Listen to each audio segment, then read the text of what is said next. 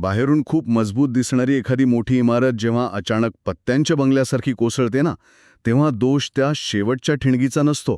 दोष असतो तो आतून पोखरल्या गेलेल्या पायाचा. हो, अगदी बरोबर. कारण पाया जर कमकुवत असेल तर इमारत पडणारच. अगदी हेच.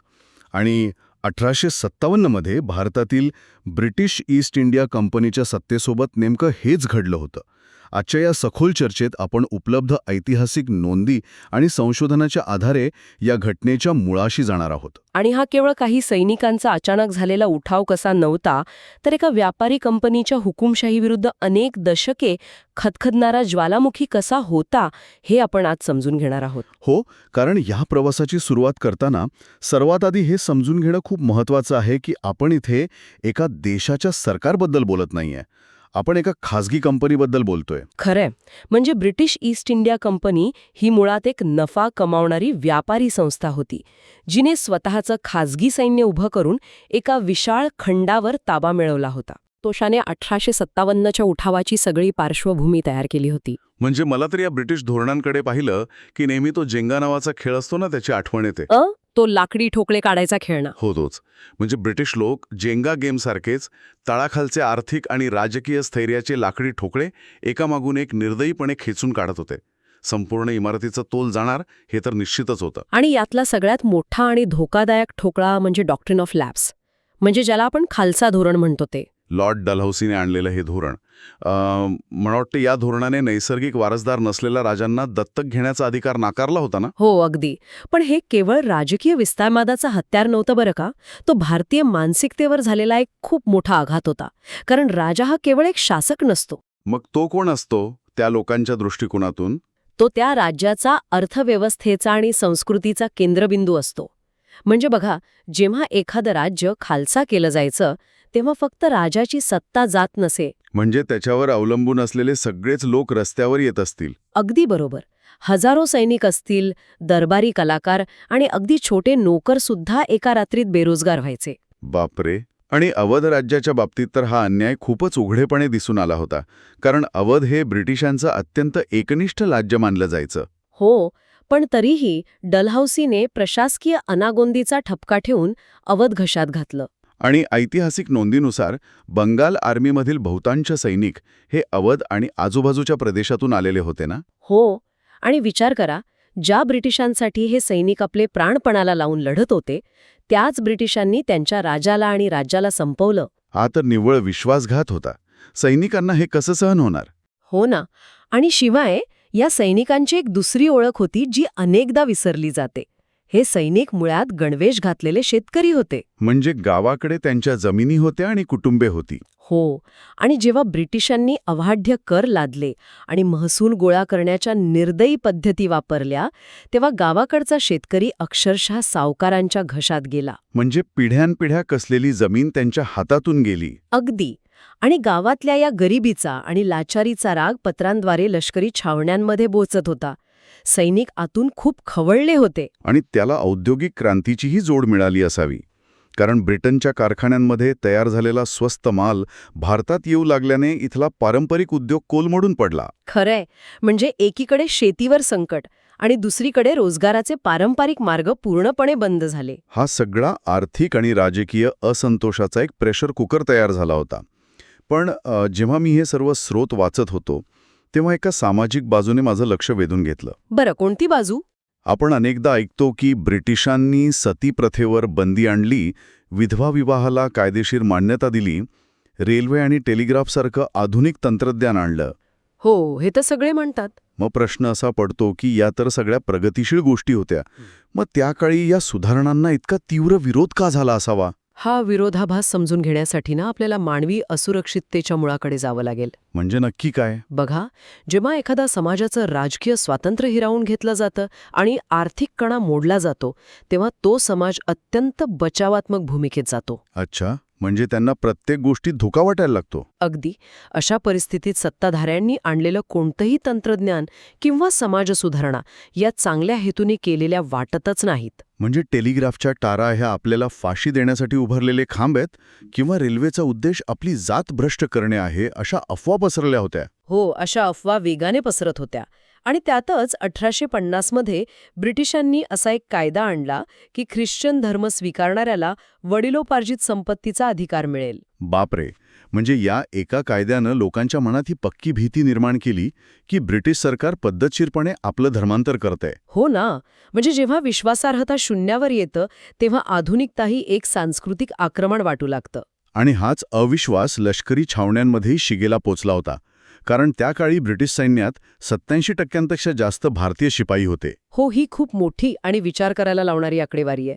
एका व्यापारी कंपनीने भारतीयांचाच वापर करून भारतावर विजय मिळवला होता. पण तरीही या भारतीय सैनिकांना युरोपियन सैनिकांच्या तुलनेत अत्यंत तुटपुंजा पगार आणि दुय्यम वागणूक मिळत होती, हे पण तितकंच खरं आहे. याच दुय्यम वागणुकीचं एक महत्त्वाचं उदाहरण म्हणजे 1856चा जनरल सर्व्हिसेस एनलिस्टमेंट ॲक्ट. हा कायदा नक्की काय होता? या कायद्याने भारतीय शिपायांना समुद्रपार जाऊन लष्करी सेवा देणं सक्तीचं केलं.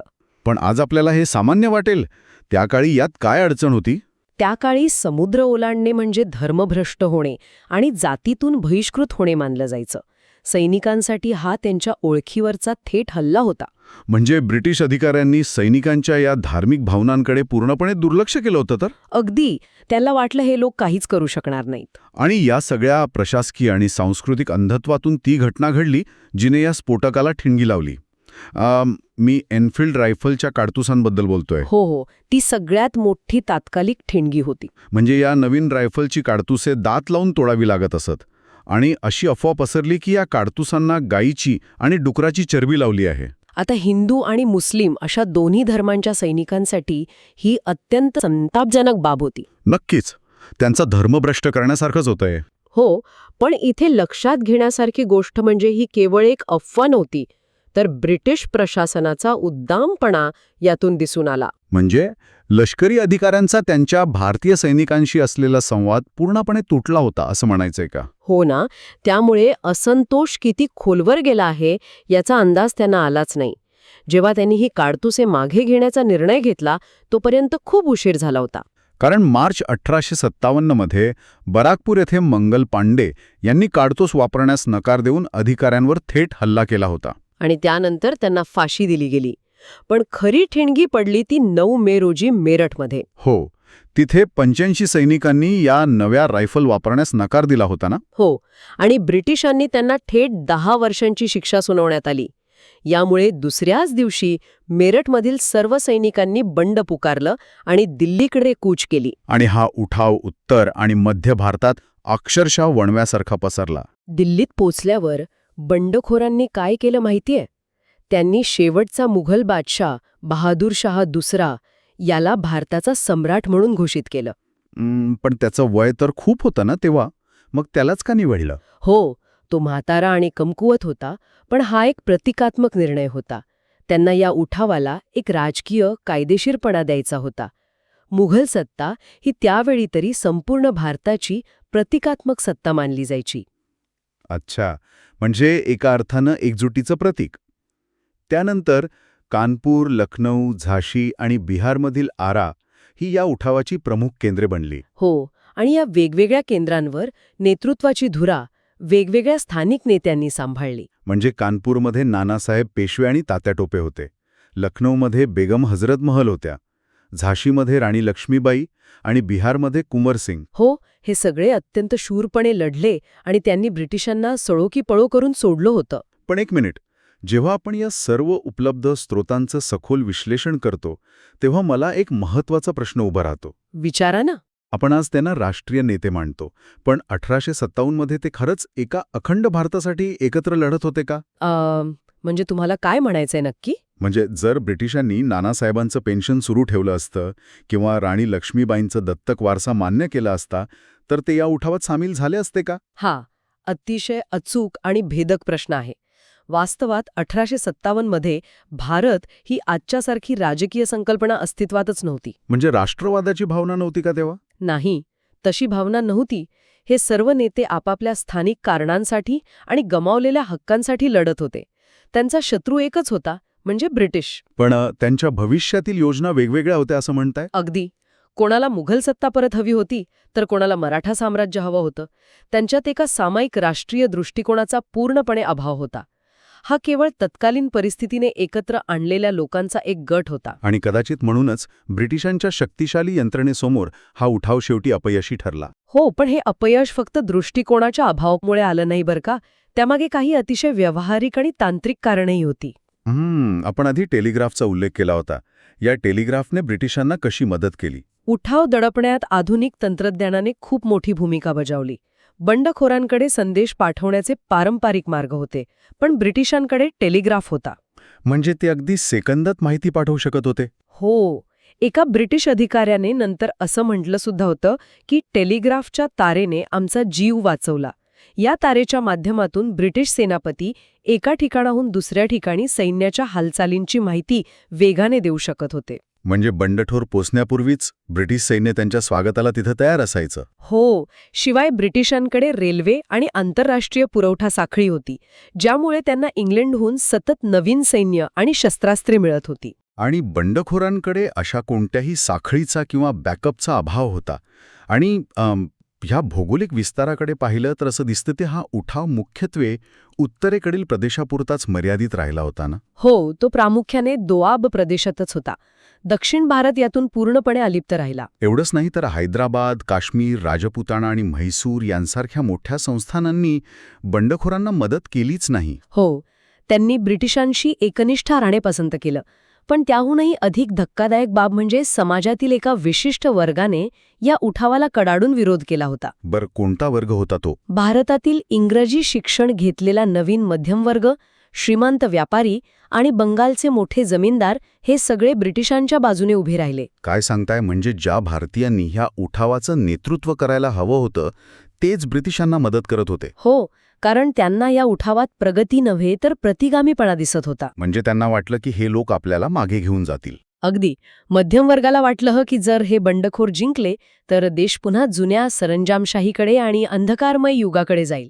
अच्छा, म्हणजे ब्रिटिशांच्या आधुनिक शिक्षणातून तयार झालेल्या या वर्गाला कायद्याचं राज्य हवं होतं. हो, त्यांना वाटत होतं की ब्रिटिश राजवटच भारताला आधुनिकतेकडे नेऊ शकते. त्यामुळे त्यांनी बंडखोरांना दंगलखोर मानलं आणि त्यांच्याकडे पाठ फिरवली. बापरे. आणि याच सगळ्या अनुकूल परिस्थितीचा फायदा घेत ब्रिटिशांनी अत्यंत पद्धतशीरपणे आणि तितक्याच क्रूरपणे हा उठाव चिरून टाकला. हो, जुलै 1858च्या मध्यापर्यंत बंड पूर्णपणे मोडून काढण्यात आलं होतं. आणि मग लॉर्ड कॅनिंगने अधिकृतपणे शांतता घोषित केली. पण या शांततेचा अर्थ असा नव्हता की काहीच बदललं नाही. नाही, बदल तर खूप मोठे झाले. उठाव लष्करी पातळीवर जरी अपयशी ठरला असला तरी त्याने प्रशासकीय रचनेत असा भूकंप घडवून आणला ज्याचा थेट परिणाम लंडनमध्ये झाला. म्हणजे सर्वात मोठा परिणाम तोच ना की ज्या ईस्ट इंडिया कंपनीने भारतावर 100 वर्ष राज्य केलं त्या कंपनीला ब्रिटिश संसदेने अक्षरशः कामावरून काढून टाकलं. हो, हा एक अभूतपूर्व निर्णय होता. 1 नोव्हेंबर 1858 रोजी अलाहाबाद येथील दरबारात लॉर्ड कॅनिंगने राणी व्हिक्टोरियाच्या नावाने एक घोषणा केली. आणि या घोषणेनुसार भारताची सत्ता कंपनीच्या हातून काढून थेट ब्रिटिश क्राऊनकडे म्हणजे ब्रिटिश संसदेकडे हस्तांतरित करण्यात आली ना? अगदी बरोबर. आणि गव्हर्नर जनरल हे पद बदलून आता व्हाईसरॉय असं करण्यात आलं. म्हणजे एका खासगी कंपनीची मक्तेदारी संपवून भारतावर आता अधिकृत वसाहतवाद सुरू झाला. हो, आणि हा असंतोष पुन्हा उफाळून येऊ नये म्हणून ब्रिटिशांनी काही धोरणात्मक माघारही घेतली बरं का. म्हणजे त्यांनी डॉक्ट्रिन ऑफ लॅप्स रद्द केलं. हो, ज्या खालसा धोरणामुळे एवढा हाहाकार उडाला होता ते कायमचं रद्द करण्यात आलं. भारतीय राजांचे हक्क आणि दत्तक घेण्याची पद्धत पुन्हा मान्य करण्यात आली. आणि धार्मिक बाबींमध्ये हस्तक्षेप न करण्याचं आश्वासनही दिलं गेलं. पण लष्करी पातळीवर त्यांनी या उठावातून एक वेगळाच धडा घेतला होता, नाही का? हो, आणि तो धडा म्हणजे भारतीयांवर पुन्हा कधीही लष्करी विश्वास न ठेवणे. लष्कराची पूर्ण पुनर्रचना करण्यात आली. म्हणजे भारतीय सैनिकांच्या तुलनेत युरोपियन सैनिकांचं प्रमाण वाढवण्यात आलं असेल. हो, आणि सर्वात महत्त्वाची खेळी म्हणजे तोफखाना आणि शस्त्रागारे यापुढे फक्त ब्रिटिश सैनिकांच्याच हातात राहतील याची काळजी घेतली गेली. म्हणजे पुन्हा कधी भारतीयांनी बंड केलंच तर त्यांच्या हातात मोठी शस्त्रे असू नयेत हा हेतू. हो, आणि शिवाय वेगवेगळ्या जाती आणि धर्मांच्या सैनिकांना अशा प्रकारे विभागण्यात आलं की ते पुन्हा कधी एका सामायिक उद्दिष्टासाठी एकत्र येऊ शकणार नाहीत. अच्छा, म्हणजे फोडा आणि झोडा या त्यांच्या नीतीला इथून खऱ्या अर्थाने संस्थात्मक स्वरूप मिळालं तर? अगदी बरोबर. आजच्या या संपूर्ण चर्चेतून आपण पाहिलं की आर्थिक पिळवणूक आणि राजकीय अन्यायातून तयार झालेला हा असंतोष कसा कारतुसांच्या ठिणगीने भडकला आणि शेवटी अंतर्गत कमकुवतपणा आणि आधुनिक तंत्रज्ञानासमोर कसा टिकू शकला नाही. हो, हे सगळं खूप महत्वाचं आहे. पण ह्या सखोल चर्चेचा शेवट करताना मला एका अत्यंत विचार करायला लावणाऱ्या पैलूकडे लक्ष वेधायचं आहे. आपल्याकडील स्रोतांमध्ये 2 पूर्णपणे भिन्न दृष्टिकोन पाहायला मिळतात. आणि ते दृष्टिकोन या घटनेला दिलेल्या नावातच दडलेले आहेत बरं का. हो, कारण जर आपण ब्रिटिश इतिहासकारांच्या नोंदी पाहिल्या तर त्यांनी याला अत्यंत हेतुपुरस्कर शिपायांचे बंड असं संकुचित नाव दिलं होतं. हो, म्हणजे त्यांच्या मते हे केवळ काही नाराज सैनिकांचं बंड होतं, ज्याला सामान्य जनतेचा पाठिंबा अजिबात नव्हता. पण दुसरीकडे विनायक दामोदर सावरकर यांनी या घटनेचं वर्णन 1857चे स्वातंत्र्य समर असं केलं. आणि मुळात माझा मुद्दा असा आहे की एखादी ऐतिहासिक घटना केवळ ती कोण जिंकले यावर संपत नाही. हो, ते तर आहेच. ती इमारत जरी 1857मध्ये कोसळली असली, हा लढा जरी विखुरलेला असला, तरी त्या कोसळलेल्या इमारतीच्या विटांमधूनच नंतरच्या पिढ्यांनी भारतीय राष्ट्रवादाचा पाया रचला. नक्कीच. ती विझलेली आग भविष्यातील स्वातंत्र्य लढ्यासाठी एक प्रेरणादायी मशाल बनली. आणि इतिहासाची खरी ताकद यातच असते. म्हणजे भूतकाळात घडलेली एखादी घटना नंतरच्या काळात लोक कशी लक्षात ठेवतात आणि तिचा वापर करून स्वतःची ओळख कशी निर्माण करतात, यावरच भविष्याची दिशा ठरत असते. अगदी खरंय. दृष्टिकोन खूप महत्वाचा असतो. हो, आणि याच विचार करायला लावणाऱ्या मुद्द्यावर आपण आजची ही चर्चा थांबूया. इतिहासाकडे पाहण्याचा आपला दृष्टिकोन हा केवळ भूतकाळातील नोंदी वाचणे नसून त्यातून भविष्यासाठीचा अर्थ शोधणे हाच असतो. हाच विचार आज सोबत घेऊया आणि 1857च्या त्या साचलेल्या रागाचा आणि कोसळलेल्या इमारतीचा नव्याने विचार करूया.